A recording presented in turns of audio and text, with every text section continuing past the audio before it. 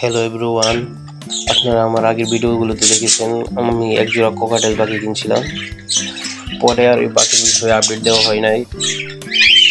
আমি কিন্তু পাখি আনার পরে যার কাছ থেকে আনছিলাম সেই পাখির আগে বলছিল যে পাখি ডিম বাচ্চা করবে, ব্রিডিং বক্স দিয়ে দেওয়ার জন্য।